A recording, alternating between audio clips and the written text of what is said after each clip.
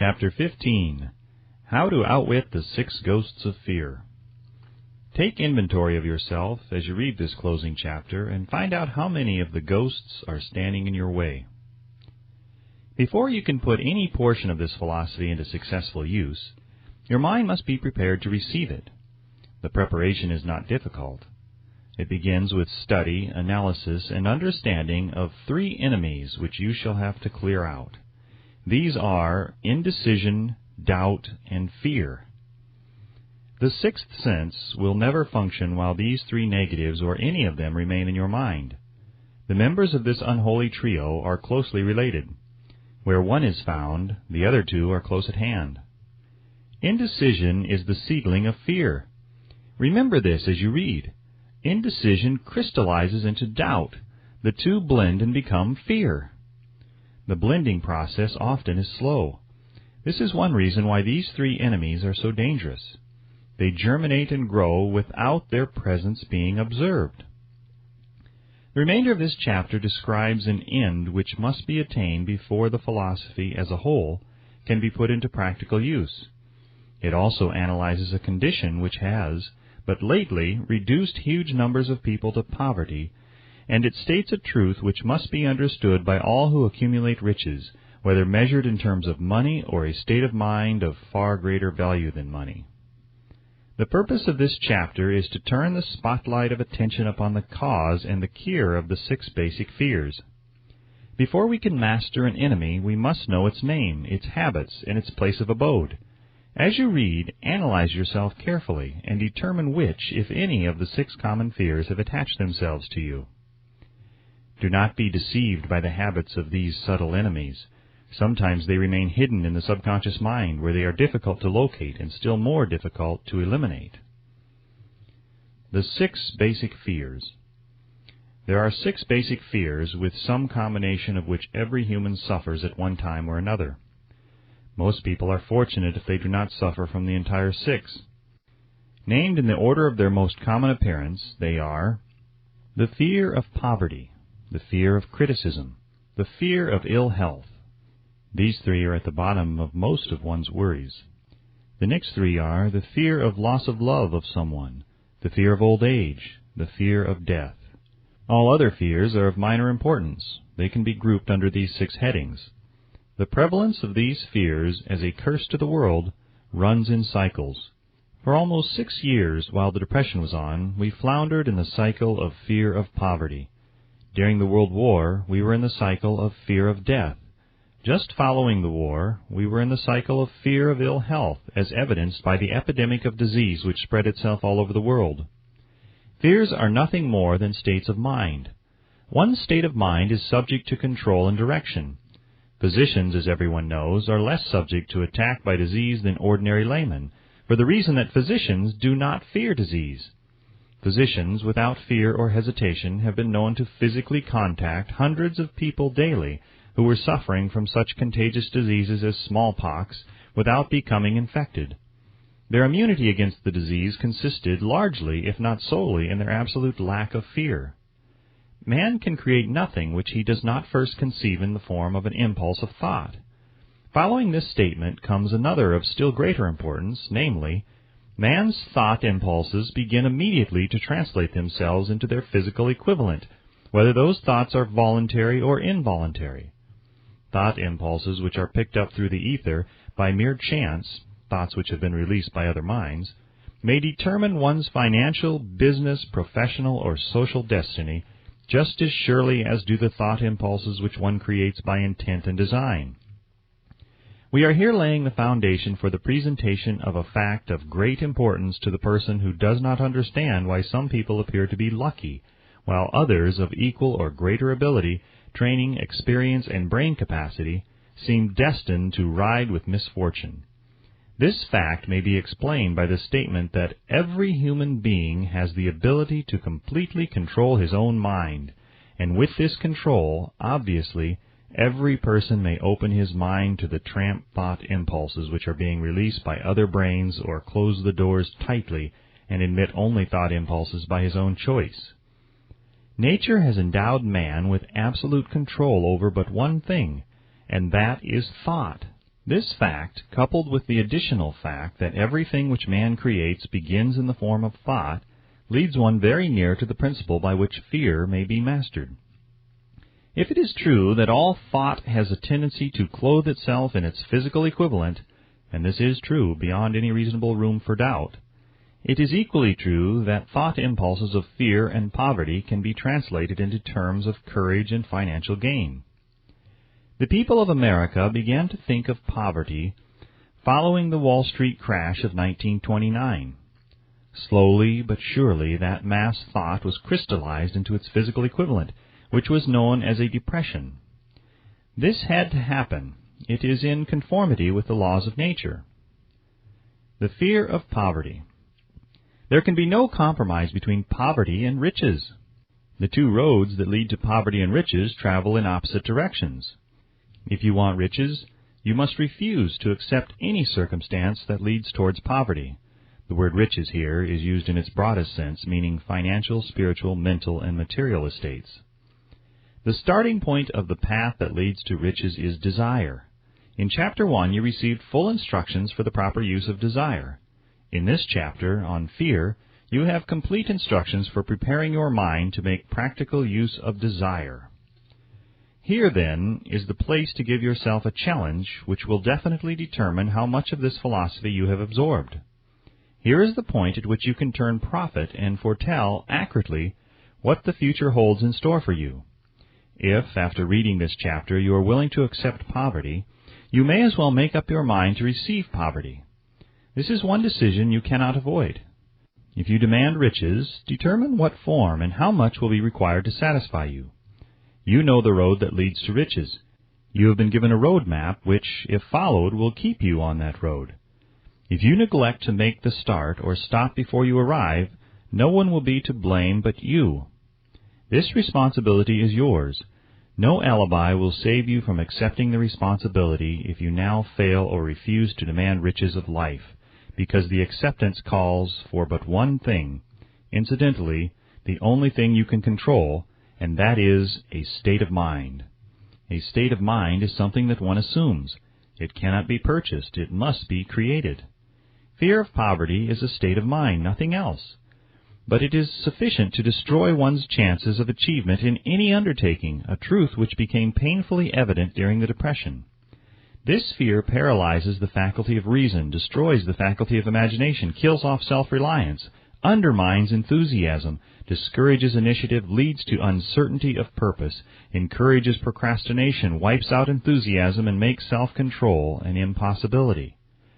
It takes the charm from one's personality, destroys the possibility of accurate thinking, diverts concentration of effort. It masters persistence, turns the willpower into nothingness, destroys ambition, beclouds the memory, and invites failure in every conceivable form. It kills love and assassinates the finer emotions of the heart, discourages friendship and invites disaster in 100 forms, leads to sleeplessness, misery, and unhappiness. And all of this despite the obvious truth that we live in a world of overabundance of everything the heart could desire, with nothing standing between us and our desires excepting lack of a definite purpose. The fear of poverty is, without doubt, the most destructive of the 6 basic fears. It has been placed at the head of the list because it is the most difficult to master. Considerable courage is required to state the truth about the origin of this fear, and still greater courage to accept the truth after it has been stated. The fear of poverty grew out of man's inherited tendency to prey upon his fellow man economically. Nearly all animals lower than man are motivated by instinct, but their capacity to think is limited. Therefore, they prey upon one another physically. Man, with his superior sense of intuition, with the capacity to think and to reason, does not eat his fellow man bodily. He gets more satisfaction out of eating him financially. Man is so avaricious that every conceivable law has been passed to safeguard him from his fellow man. Of all the ages of the world of which we know anything, the age in which we live seems to be one that is outstanding because of man's money madness.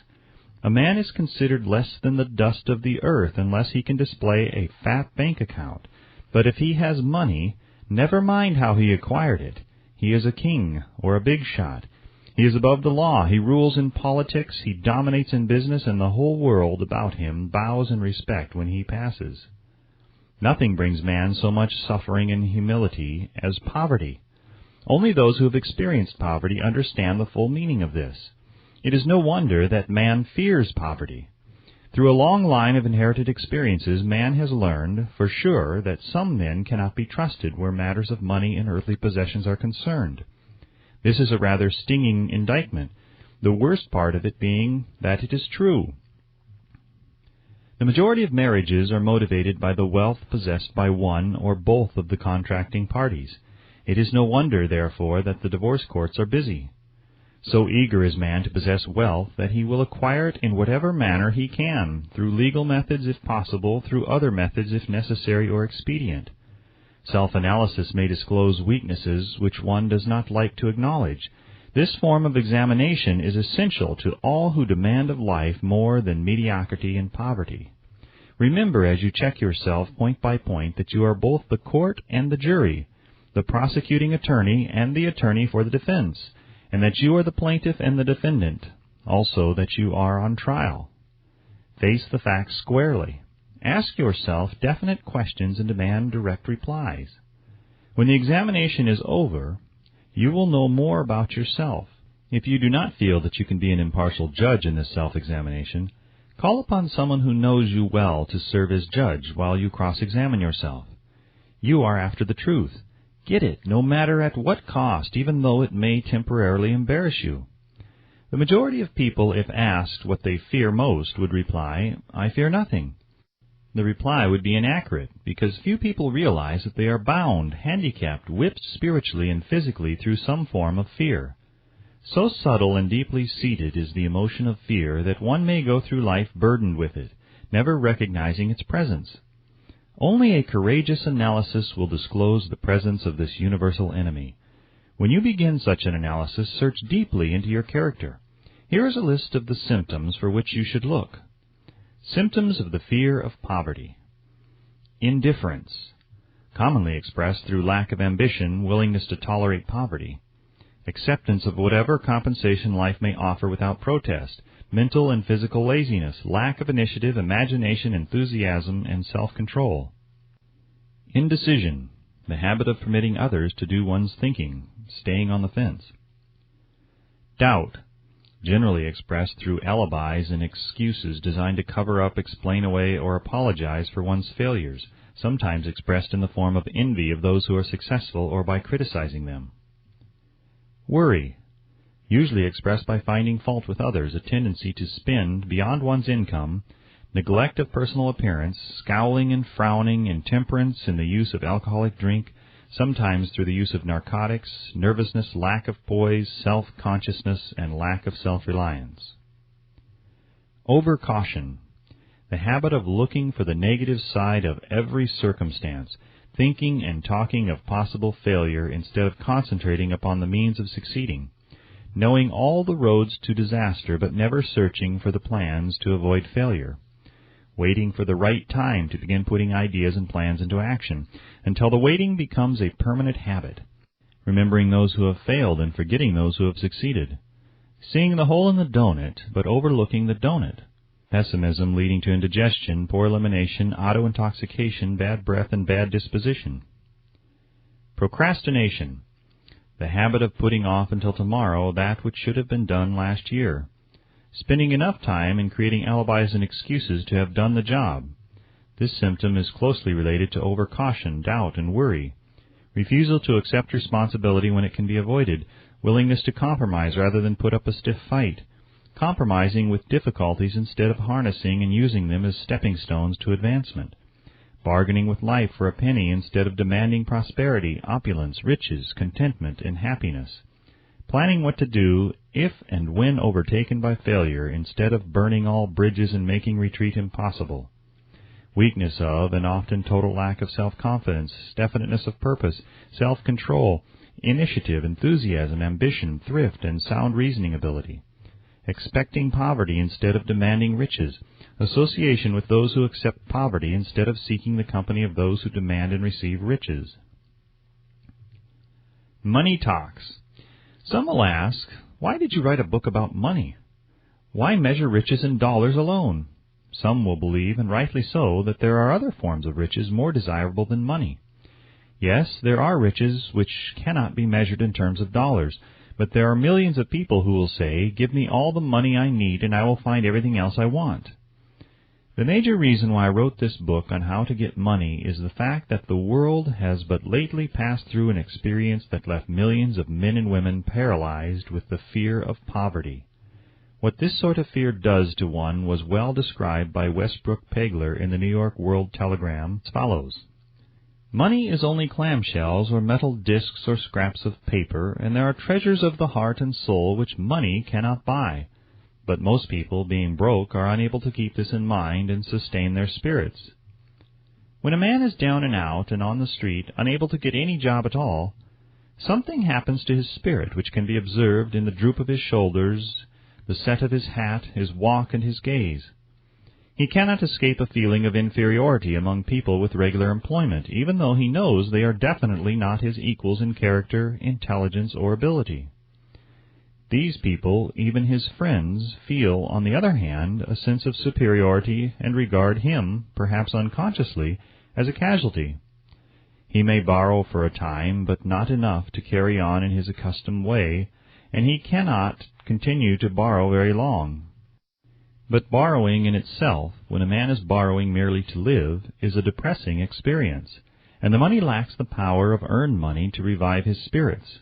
Of course, none of this applies to bums or habitual ne'er-do-wells, but only to men of normal ambitions and self-respect. Women conceal despair. Women in the same predicament must be different.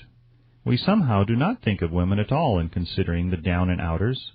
They are scarce in the bread lines, they rarely are seen begging on the streets, and they are not recognizable in crowds by the same plain signs which identify busted men. Of course, I do not mean the shuffling hags of the city streets or the opposite number of the confirmed male bums. I mean reasonably young, decent, and intelligent women. There must be many of them, but their despair is not apparent. When a man is down and out, he has time on his hands for brooding. He may travel miles to see a man about a job and discover that the job is filled, or that it is one of those jobs with no base pay but only a commission on the sale of some useless knick-knack which nobody would buy except out of pity. Turning that down, he finds himself back on the street with nowhere to go but just anywhere. So he walks and walks. He gazes into store windows at luxuries which are not for him, and feels inferior and gives way to people who stop to look with an active interest. He wanders into the railroad station or puts himself down in the library to ease his legs and soak up a little heat, but that isn't looking for a job, so he gets going again. He may not know it, but his aimlessness would give him away, even if the very lines of his figure did not. He may be well dressed in the clothes left over from the days when he had a steady job, but the clothes cannot disguise the droop. Money makes difference. He sees thousands of other people, bookkeepers or clerks or chemists or wagon hands, busy at their work, and envies them from the bottom of his soul. They have their independence, their self-respect and manhood, and he simply cannot convince himself that he is a good man too, though he argue it out and arrive at a favorable verdict hour after hour. It is just money which makes this difference in him. With a little money he would be himself again. Some employers take the most shocking advantage of people who are down and out. The agencies hang out little colored cards offering miserable wages to busted men. $12 a week, $15 a week, an $18 a week job is a plum, and anyone with a $25 a week to offer does not hang the job in front of an agency on a colored card. I have a want ad clipped from the local newspaper demanding a clerk, a good clean penman, to take telephone orders for a sandwich shop from 11 a.m. to 2 p.m. for $8 a month. Not $8 a week, but $8 a month. The ad says also, state religion. Can you imagine the brutal effrontery of anyone who demands a good clean penman for 11 cents an hour, inquiring into the victim's religion? But that is what busted people are offered. The fear of criticism. Just how man originally came by this fear no one can state definitely, but one thing is certain. He has it in a highly developed form. Some believe that this fear made its appearance about the time that politics became a profession. Others believe it can be traced to the age when women first began to concern themselves with styles in wearing apparel. The author, being neither a humorist nor a prophet, is inclined to attribute the basic fear of criticism to that part of man's inherited nature which prompts him not only to take away his fellow man's goods and wares, but to justify his action by criticism of his fellow man's character. It is a well-known fact that a thief will criticize the man from whom he steals, that politicians seek office not by displaying their own virtues and qualifications, but by attempting to besmirch their opponents. The fear of criticism takes on many forms, the majority of which are petty and trivial. Men obviously fear criticism, but it must not be supposed that women are free from this fear. If any woman claims to be superior to man with reference to this fear, ask her to walk down the street wearing a hat of the vintage of 1890. The astute manufacturers of clothing have not been slow to capitalize this basic fear of criticism, with which all mankind has been cursed. Every season the styles in many articles of wearing apparel change. Who establishes the styles? Certainly not the purchaser of clothing, but the manufacturer. Why does he change styles so often? The answer is obvious. He changes the styles so he can sell more clothes. For the same reason, the manufacturers of automobiles, with a few rare and very sensible exceptions, change styles of models every season. No man wants to drive an automobile which is not of the latest style, although the older model may actually be the better car. We have been describing the manner in which people behave under the influence of fear of criticism, as applied to the small and petty things of life. Let us now examine human behavior when this fear affects people in connection with the more important events of human relationship. Take, for example, practically any person who has reached the age of mental maturity, from 35 to 40 years of age as a general average, and if you could read the secret thoughts of his mind, you would find a very decided disbelief in most of the fables taught by the majority of the dogmatists and theologians of a few decades back. Not often, however, you will find a person who has the courage to openly state his belief on this subject.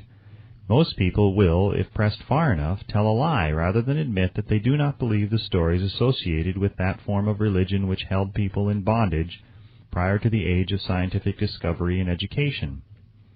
Why does the average person, even in this day of enlightenment, shy away from denying his belief in the fables which were the basis of most of the religions a few decades ago? The answer is because of the fear of criticism.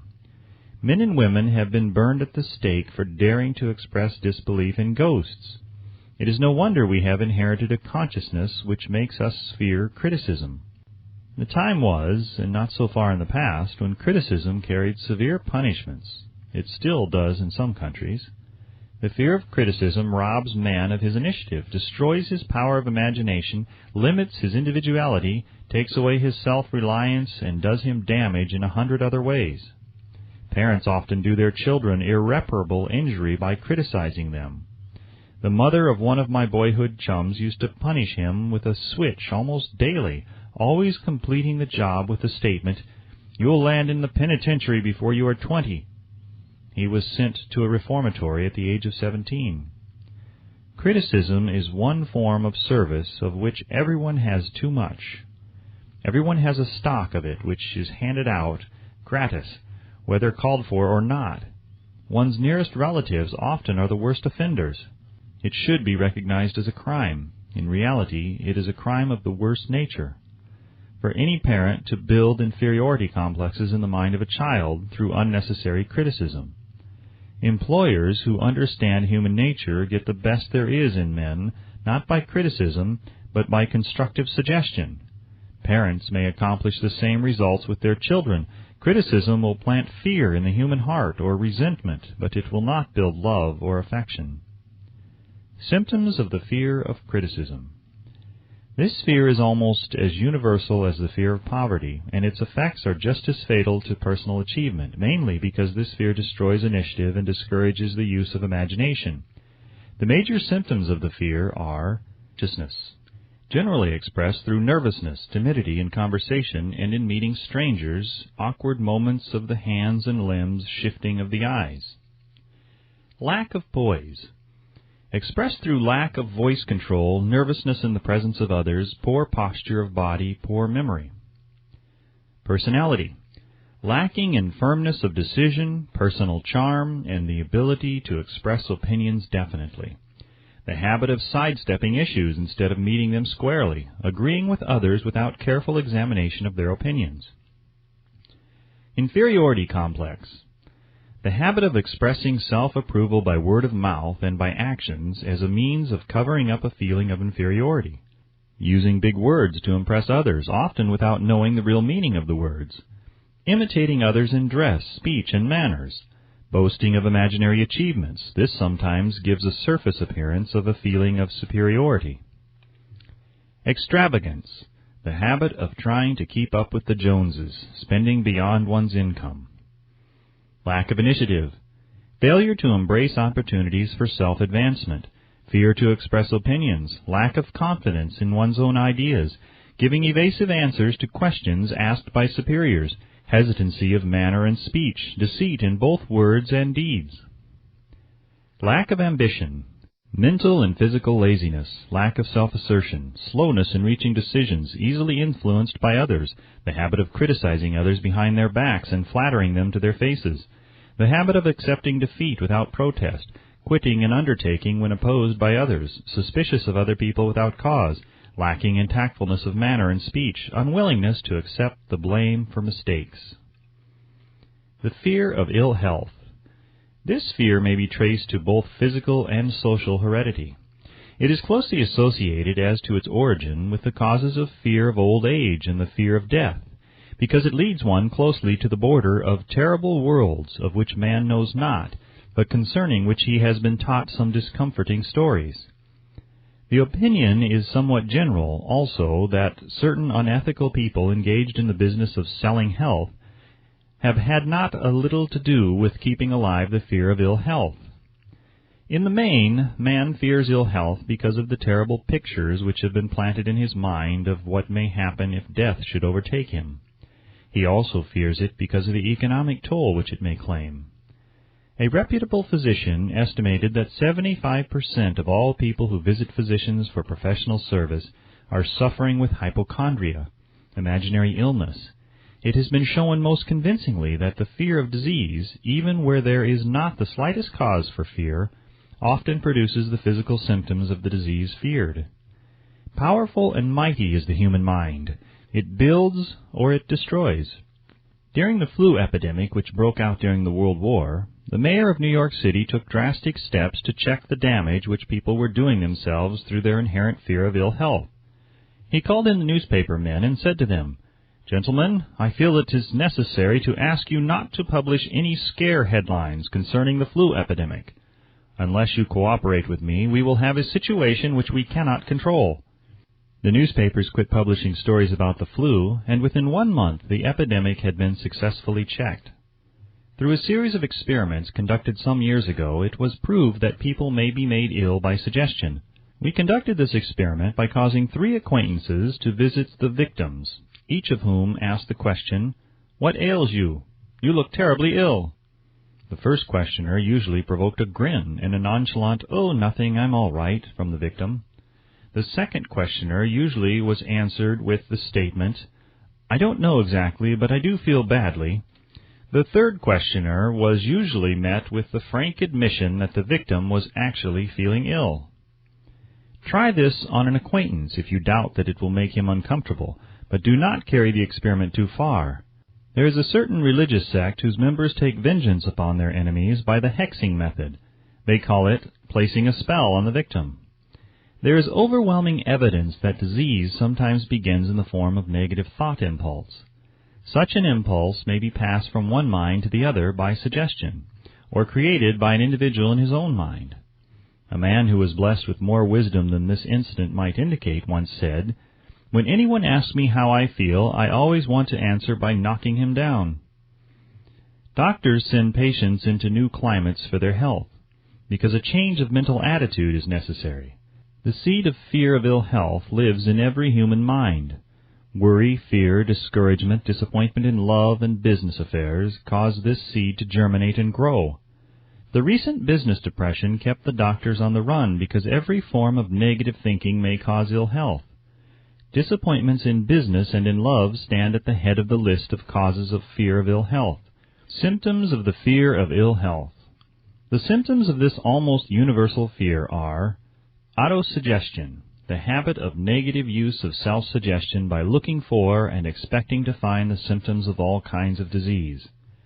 Enjoying imaginary illness and speaking of it as being real. The habit of trying all fads and isms recommended by others as having therapeutic value. Talking to others of operations, accidents, and other forms of illness. Experimenting with diets, physical exercises, reducing systems without professional guidance. Trying home remedies, patent medicines, and quack remedies. Hypochondria. The habit of talking of illness, concentrating the mind upon disease, and expecting its appearance until a nervous break occurs. Nothing that comes in bottles can cure this condition. It is brought on by negative thinking, and nothing but positive thought can effect a cure. Hypochondria, a medical term for imaginary disease, is said to do as much damage on occasion as the disease one fears might do. Most so-called cases of nerves comes from imaginary illness. Exercise. Fear of ill health often interferes with proper physical exercise and results in overweight by causing one to avoid outdoor life. Susceptibility. Fear of ill health breaks down nature's body resistance and creates a favorable condition for any form of disease one may contact. The fear of ill health often is related to the fear of poverty, especially in the case of hypochondriac who constantly worries about the possibility of having to pay doctor bills, hospital bills, etc. This type of person spends much time preparing for sickness, talking about death, saving money for cemetery lots and burial expenses, etc. Self-coddling. The habit of making a bid for sympathy, using imaginary illness as the lure. People often resort to this trick to avoid work. The habit of feigning illness to cover plain laziness or to serve as an alibi for lack of ambition. Intemperance. The habit of using alcohol or narcotics to destroy pains such as headaches, neuralgia, etc., instead of eliminating the cause. The habit of reading about illness and worrying over the possibility of being stricken by it.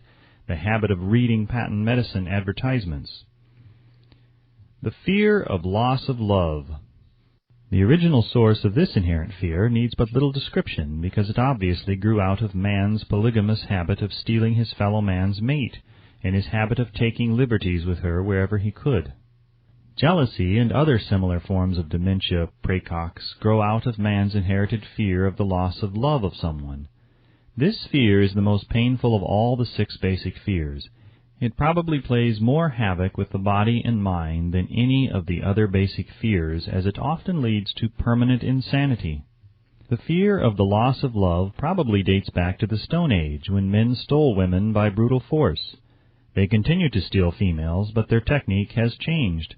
Instead of force, they now use persuasion, the promise of pretty clothes, motor cars, and other bait much more effective than physical force. Man's habits are the same as they were at the dawn of civilization, but he expresses them differently. Careful analysis has shown that women are more susceptible to this fear than men. This fact is easily explained. Women have learned from experience that men are polygamous by nature, that they are not to be trusted in the hands of rivals. Symptoms of the fear of loss of love. The distinguishing symptoms of this fear are jealousy, the habit of being suspicious of friends and loved ones without any reasonable evidence of sufficient grounds. Jealousy is a form of dementia praecox, which sometimes becomes violent without the slightest cause. The habit of accusing wife or husband of infidelity without grounds, general suspicion of everyone, absolute faith in no one.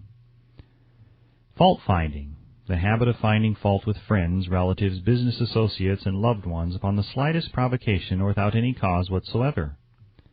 Gambling, the habit of gambling, stealing, cheating, and otherwise taking hazardous chances to provide money for loved ones with the belief that love can be bought.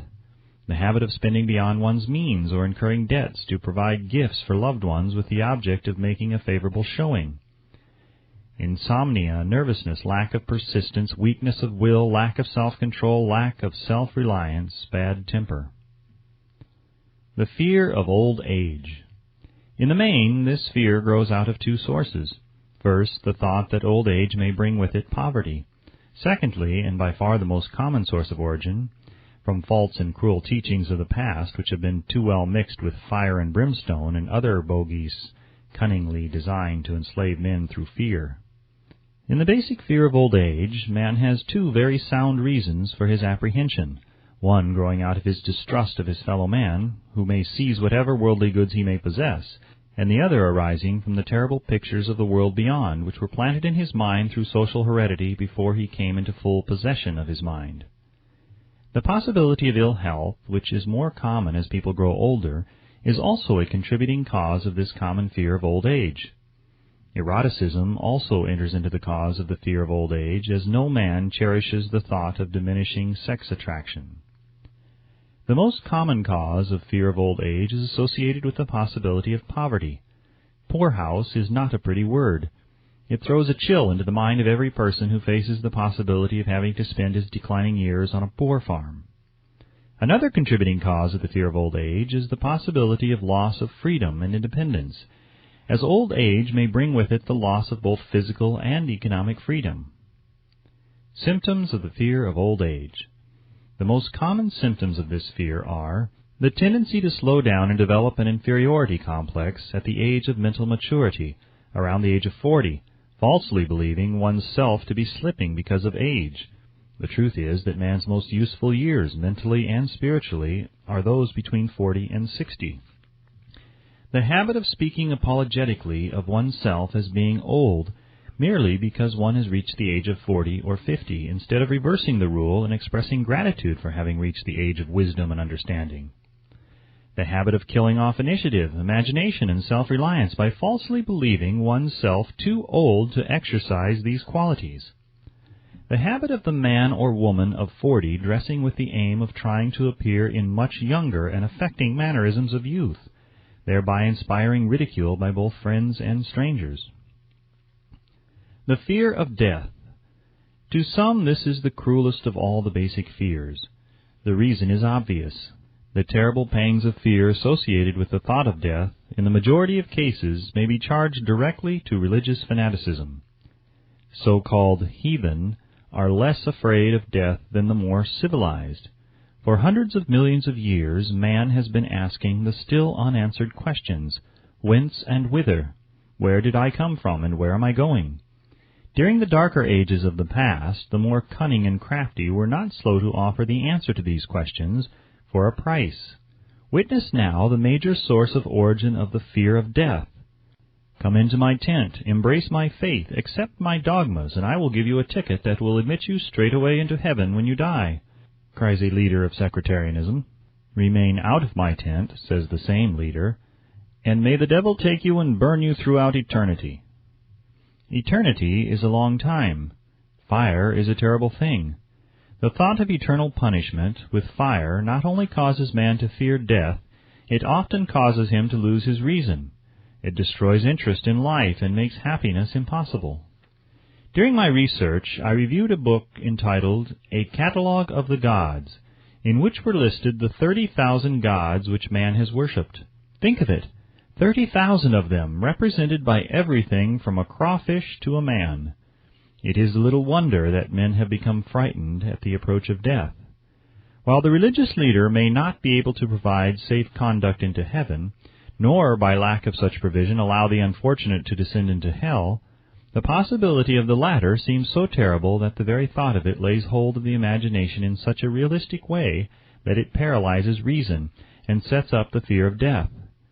In truth, no man knows, and no man has ever known what heaven or hell is like, nor does any man know if either place actually exists. This lack of positive knowledge opens the door of the human mind to the charlatan, so he may enter and control that mind with his stock of legerdemain and various brands of pious fraud and trickery. The fear of death is not as common now as it was during the age when there were no great colleges and universities.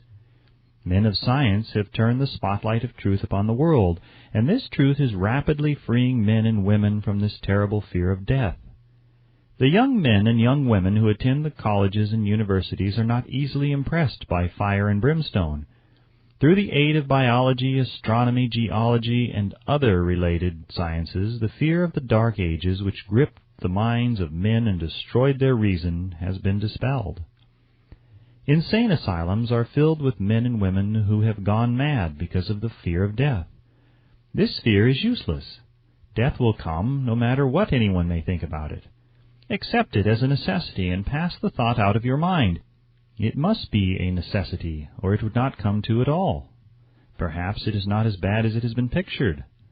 The entire world is made up of only two things, energy and matter. In elementary physics, we learn that neither matter nor energy, the only two realities known to man, can be created nor destroyed. Both matter and energy can be transformed, but neither can be destroyed. Life is energy, if it is anything. If neither energy nor matter can be destroyed, of course life cannot be destroyed. Life, like other forms of energy, may be passed through various processes of transition or change, but it cannot be destroyed. Death is mere transition. If death is not mere change or transition, then nothing comes after death except a long, eternal, peaceful sleep, and sleep is nothing to be feared. Thus, you may wipe out forever the fear of death. Symptoms of the fear of death. The general symptoms of this fear are the habit of thinking about dying instead of making the most of life, due generally to lack of purpose or lack of a suitable occupation. This fear is more prevalent among the aged, but sometimes the more youthful are victims of it. The greatest of all remedies for the fear of death is a burning desire for achievement, backed by useful service to others. A busy person seldom has time to think about dying. He finds life too thrilling to worry about death. Sometimes the fear of death is closely associated with the fear of poverty, where one's death would leave loved ones poverty-stricken. In other cases, the fear of death is caused by illness and the consequent breaking down of physical body resistance. The commonest causes of the fear of death are ill health, poverty, lack of appropriate occupation, disappointment over love, insanity, and religious fanaticism. Old man worry. Worry is a state of mind based upon fear. It works slowly but persistently. It is insidious and subtle. Step by step, it digs itself in until it paralyzes one's reasoning faculty, destroys self-confidence and initiative. Worry is a form of sustained fear caused by indecision, and therefore it is a state of mind which can be controlled. An unsettled mind is helpless. Indecision makes an unsettled mind. Most individuals lack the willpower to reach decisions promptly and to stand by them after they have been made, even during normal business conditions. During periods of economic unrest, such as the world recently experienced, the individual is handicapped, not alone by his inherent nature to be slow at reaching decisions, but he is influenced by the indecision of others around him who have created a state of mass indecision. During the Depression, the whole atmosphere all over the world was filled with pharynxa and worryitis, the two mental disease germs which began to spread themselves after the Wall Street frenzy in 1929. There is only one known antidote for these germs. It is the habit of prompt and firm decision. Moreover, it is an antidote which every individual must apply for himself. We do not worry over conditions once we have reached a decision to follow a definite line of action. I once interviewed a man who was to be electrocuted 2 hours later. The condemned man was the calmest of some 8 men who were in the death cell with him. His calmness prompted me to ask him how it felt to know that he was going into eternity in a short while. With a smile of confidence on his face, he said, "It feels fine. Just think, brother, my troubles will soon be over. I have had nothing but trouble all my life. It has been a hardship to get food and clothing. Soon I will not need these things. I have felt fine ever since I learned for certain that I must die. I made up my mind then to accept my fate in good spirit." As he spoke, he devoured a dinner of proportions sufficient for 3 men, eating every mouthful of the food brought to him, and apparently enjoying it as much as if no disaster awaited him. Decision gave this man resignation to his fate. Decision can also prevent one's acceptance of undesired circumstances.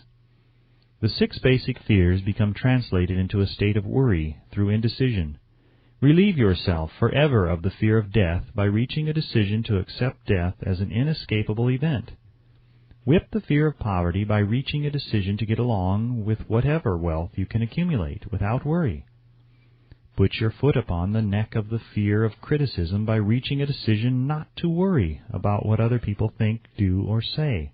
Eliminate the fear of old age by reaching a decision to accept it, not as a handicap, but as a great blessing which carries with it wisdom, self-control, and understanding not known to youth. Acquit yourself of the fear of ill health by the decision to forget symptoms. Master the fear of loss of love by reaching a decision to get along without love, if that is necessary. Kill the habit of worry in all its forms by reaching a general blanket decision that nothing which life has to offer is worth the price of worry. With this decision will come poise, peace of mind, and calmness of thought, which will bring happiness. A man whose mind is filled with fear not only destroys his own chances of intelligent action, but he transmits these destructive vibrations to the minds of all who come into contact with him, and destroys also their chances. Even a dog or a horse knows when its master lacks courage. Moreover, a dog or horse will pick up the vibrations of fear thrown off by its master and behave accordingly. Lower down the line of intelligence in the animal kingdom, one finds the same capacity to pick up the vibrations of fear. A honeybee immediately senses fear in the mind of a person for reasons unknown. A bee will sting the person whose mind is releasing vibrations of fear much more readily than it will molest the person whose mind registers no fear. The vibrations of fear pass from one mind to another just as quickly and surely as the sound of the human voice passes from the broadcasting station to the receiving set of a radio, and by the selfsame medium. Mental telepathy is a reality. Thoughts pass from one mind to another voluntarily, whether or not this fact is recognized by either the person releasing the thoughts or the persons who pick up these thoughts. The person who gives expression by word of mouth to negative or destructive thoughts is practically certain to experience the results of those words in the form of a destructive kickback.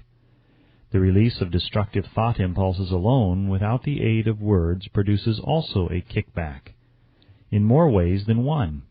First of all, and perhaps most important to be remembered, the person who releases thoughts of a destructive nature must suffer damage through the breaking down of the faculty of creative imagination. Secondly, the presence in the mind of any destructive emotion develops a negative personality which repels people and often converts them into antagonists. The third source of damage to the person who entertains or releases negative thoughts lies in this significant fact. These thought impulses are not only damaging to others, but they embed themselves in the subconscious mind of the person releasing them, and there become a part of his character. One is never through with a thought merely by releasing it. When a thought is released, it spreads in every direction through the medium of the ether, but it also plants itself permanently in the subconscious mind of the person releasing it. Your business in life is, presumably, to achieve success. To be successful, you must find peace of mind, acquire the material needs of life, and above all, attain happiness. All of these evidences of success begin in the form of thought impulses. You may control your own mind. You have the power to feed it whatever thought impulses you choose. With this privilege also goes the responsibility of using it constructively. You are the master of your own earthly destiny just as surely as you have the power to control your own thoughts.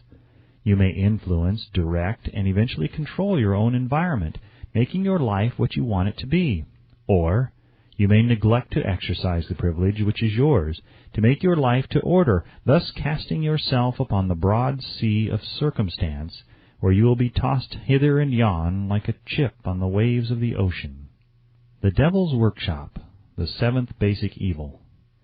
In addition to the 6 basic fears, there is another evil by which people suffer. It constitutes a rich soil in which the seeds of failure grow abundantly. It is so subtle that its presence often is not detected. This affliction cannot properly be classed as a fear. It is more deeply seated and more often fatal than all of the 6 fears. For want of a better name, let us call this evil susceptibility to negative influences. Men who accumulate great riches always protect themselves against this evil. The poverty-stricken never do. Those who succeed in any calling must prepare their minds to resist the evil. If you are reading this philosophy for the purpose of accumulating riches, you should examine yourself very carefully to determine whether you are susceptible to negative influences. If you neglect this self-analysis, you will forfeit your right to attain the object of your desires. Make the analysis searching. After you read the questions prepared for this self-analysis, hold yourself to a strict accounting in your answers. Go at the task as carefully as you would search for any other enemy you knew to be awaiting you in ambush, and deal with your own faults as you would with a more tangible enemy. You can easily protect yourself against highway robbers because the law provides organized cooperation for your benefit. But the 7th basic evil is more difficult to master because it strikes when you are not aware of its presence, when you are asleep and while you are awake. Moreover, its weapon is intangible because it consists of merely a state of mind. This evil is also dangerous because it strikes in as many different forms as there are human experiences. Sometimes it enters the mind through the well-meant words of one's own relatives. At other times it bores from within through one's own mental attitude.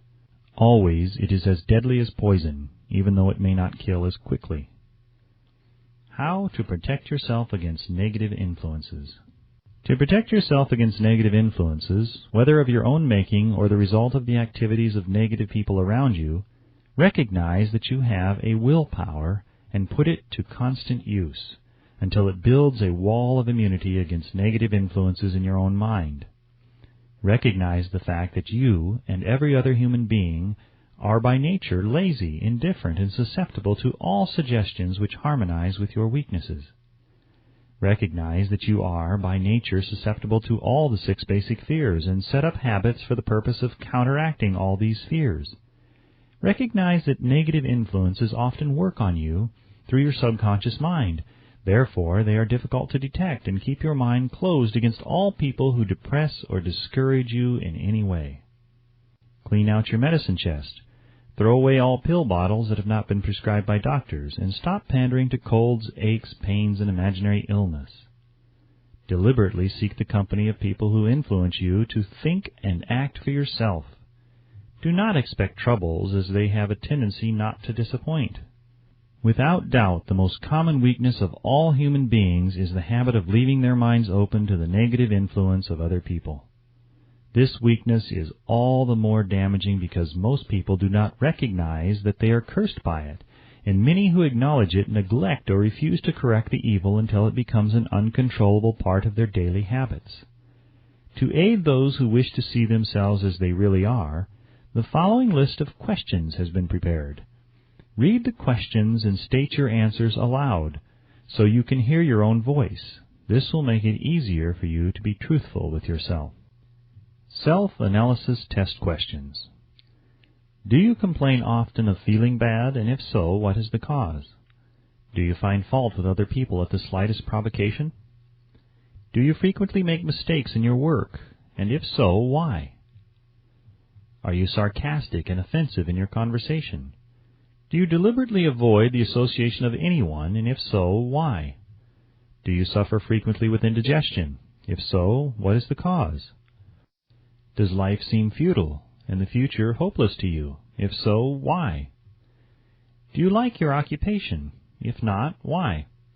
Do you often feel self-pity, and if so, why? Are you envious of those who excel you? To which do you devote most time, thinking of success or of failure? Are you gaining or losing self-confidence as you grow older?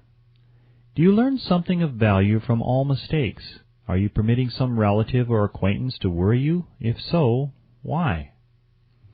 Are you sometimes in the clouds and at other times in the depths of despondency? Who has the most inspiring influence upon you? What is the cause? Do you tolerate negative or discouraging influences which you can avoid? Are you careless of your personal appearance? If so, when and why? Have you learned how to drown your troubles by being too busy to be annoyed by them? Would you call yourself a spineless weakling if you permitted others to do your thinking for you? Do you neglect internal bathing until auto-intoxication makes you ill-tempered and irritable? How many preventable disturbances annoy you, and why do you tolerate them? Do you resort to liquor, narcotics, or cigarettes to quiet your nerves? If so, why do you not try willpower instead? Does anyone nag you, and if so, for what reason? Do you have a definite major purpose, and if so, what is it, and what plan have you for achieving it? Do you suffer from any of the 6 basic fears? If so, which ones? Have you a method by which you can shield yourself against the negative influences of others? Do you make deliberate use of autosuggestion to make your mind positive? Which do you value most, your material possessions or your privilege of controlling your own thoughts? Are you easily influenced by others against your own judgment? Has today added anything of value to your stock of knowledge or state of mind? Do you face squarely the circumstances which make you unhappy or sidestep the responsibility? Do you analyze all mistakes and failures and try to profit by them, or do you take the attitude that this is not your duty? Can you name 3 of your most damaging weaknesses? What are you doing to correct them? Do you encourage other people to bring their worries to you for sympathy?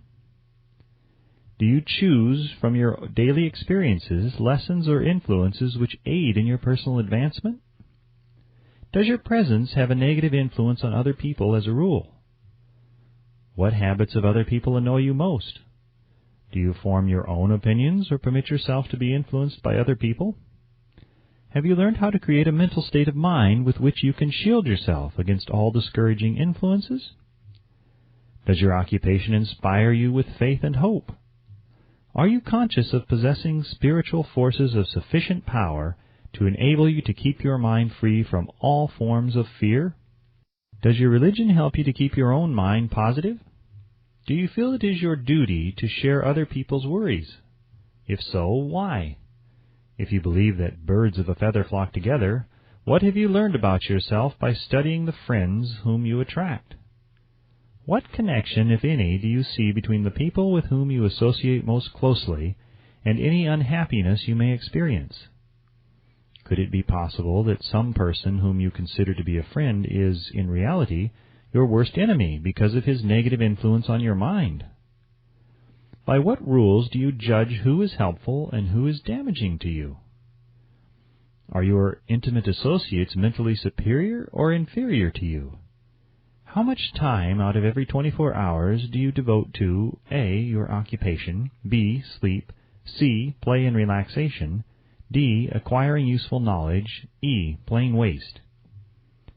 Who among your acquaintances, A, encourages you the most, B, cautions you most, C, discourages you most, D, helps you most in other ways? What is your greatest worry? Why do you tolerate it? When others offer you free, unsolicited advice, do you accept it without question or analyze their motive? What, above all else, do you most desire? Do you intend to acquire it? Are you willing to subordinate all other desires for this one? How much time daily do you devote to acquiring it? Do you change your mind often? If so, why? Do you usually finish everything you begin?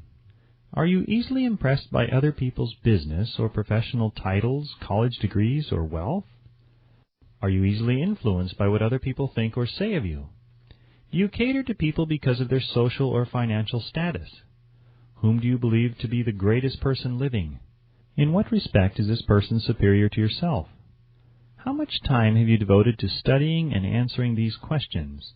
At least one day is necessary for the analysis and the answering of the entire list. If you have answered all these questions truthfully, you know more about yourself than the majority of people. Study the questions carefully, come back to them once each week for several months, and be astounded at the amount of additional knowledge of great value to yourself you will have gained by the simple method of answering the questions truthfully. If you are not certain concerning the answers to some of the questions, seek the counsel of those you know well, especially those who have no motive in flattering you, and see yourself through their eyes. The experience will be astonishing. You have absolute control over but one thing, and that is your thoughts. This is the most significant and inspiring of all facts known to man. It reflects man's divine nature. This divine prerogative is the sole means by which you may control your own destiny. If you fail to control your own mind, you may be sure you will control nothing else. If you must be careless with your possessions, let it be in connection with material things. Your mind is your spiritual estate. Protect and use it with the care to which divine royalty is entitled. You were given a willpower for this purpose. Unfortunately, there is no legal protection against those who, either by design or ignorance, poison the minds of others by negative suggestion. This form of destruction should be punishable by heavy legal penalties, because it may and often does destroy one's chances of acquiring material things which are protected by law. Men with negative minds tried to convince Thomas A. Edison that he could not build a machine that would record and reproduce the human voice, because, they said, no one else had ever produced such a machine. Edison did not believe them. He knew that the mind could produce anything the mind could conceive and believe, and that knowledge was the thing that lifted the great Edison above the common herd. Men with negative minds told F.W. Woolworth he would go broke trying to run a store on 5 and 10 cent sales. He did not believe them. He knew that he could do anything within reason if he backed his plans with faith. Exercising his right to keep other men's negative suggestions out of his mind, he piled up a fortune of more than $100 million. Men with negative minds told George Washington he could not hope to win against the vastly superior forces of the British, but he exercised his divine right to believe. Therefore, this book was published under the protection of the Stars and Stripes, while the name of Lord Cornwallis has been all but forgotten. Doubting Thomases scoffed scornfully when Henry Ford tried out his first crudely built automobile in the streets of Detroit. Some said the thing never would become practical. Others said no one would pay money for such a contraption. Ford said, "I'll belt the earth with dependable motor cars," and he did. His decision to trust his own judgment has already piled up a fortune far greater than the next 5 generations of his descendants can squander. For the benefit of those seeking vast riches, let it be remembered that practically the sole difference between Henry Ford and the majority of more than 100,000 men who work for him is this: Ford has a mind and controls it. The others have minds which they do not try to control. Henry Ford has been repeatedly mentioned because he is an astounding example of what a man with a mind of his own and a will to control it can accomplish. His record knocks the foundation from under that time-worn alibi, "I never had a chance." Ford never had a chance either, but he created an opportunity and backed it with persistence until it made him richer than Croesus. Mind control is a result of self-discipline and habit. You either control your mind or it controls you. There is no hallway compromise. The most practical of all methods for controlling the mind is the habit of keeping it busy with a definite purpose, backed by a definite plan. Study the record of any man who achieves noteworthy success, and you will observe that he has control over his own mind, moreover that he exercises that control and directs it toward the attainment of definite objectives. Without this control, success is not possible. 57 Famous Alibis by Old Man If. People who do not succeed have one distinguishing trait in common. They know all the reasons for failure, and have what they believe to be airtight alibis to explain away their own lack of achievement. Some of these alibis are clever, and a few of them are justifiable by the facts. But alibis cannot be used for money. The world wants to know only one thing: have you achieved success? A character analyst compiled a list of the most commonly used alibis. As you read the list, examine yourself carefully and determine how many of these alibis, if any, are your own property. Remember, too, the philosophy presented in this book makes every one of these alibis obsolete. If I didn't have a wife and family, if I had enough pull, if I had money, if I had a good education, if I could get a job, if I had good health, if only I had time, if times were better, if other people understood me, if conditions around me were only different, if I could live my life over again, if I did not fear what they would say, if I had been given a chance, if I now had a chance, if other people didn't have it in for me, if nothing happens to stop me, if I were only younger, if I could only do what I want, if I had been born rich, if I could meet the right people, if I had the talent that some people have, if I dared assert myself, if I only had embraced past opportunities, if people didn't get on my nerves, if I didn't have to keep house and look after the children, if I could save money, if the boss only appreciated me, if I only had somebody to help me,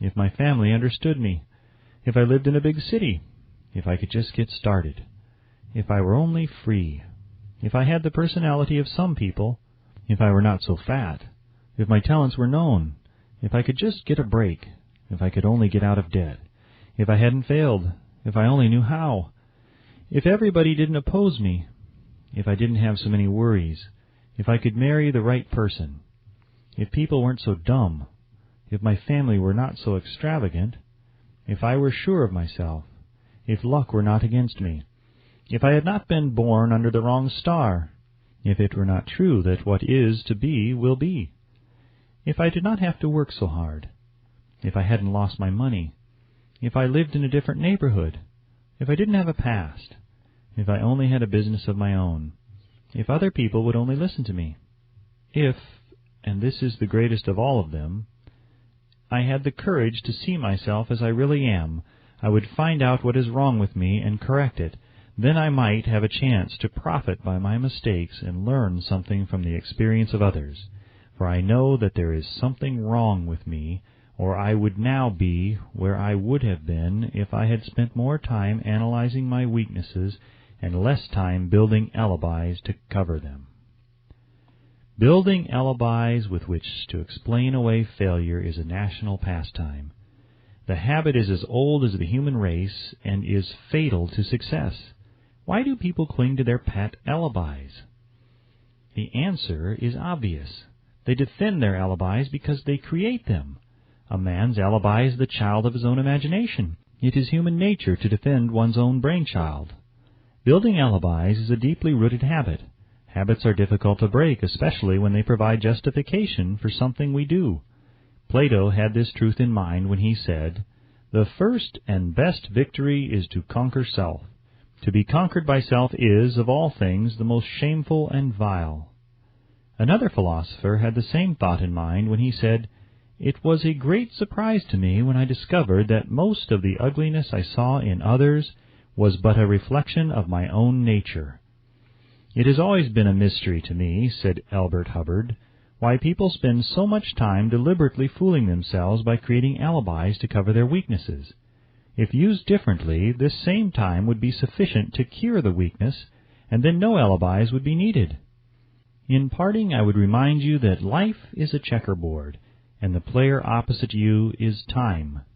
If you hesitate before moving or neglect to move promptly, your men will be wiped off the board by time. You are playing against a partner who will not tolerate indecision. Previously, you may have had a logical excuse for not having forced life to come through with whatever you asked, but that alibi is now obsolete, because you are in possession of the master key that unlocks the door of life's bountiful riches.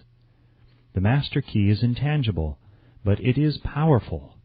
It is the privilege of creating in your own mind a burning desire for a definite form of riches. There is no penalty for the use of the key, but there is a price you must pay if you do not use it. The price is failure.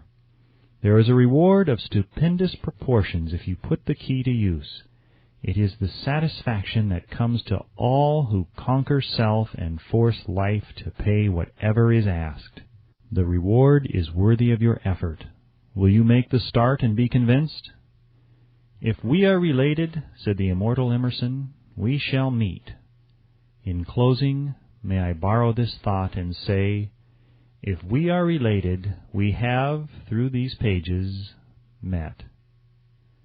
The end.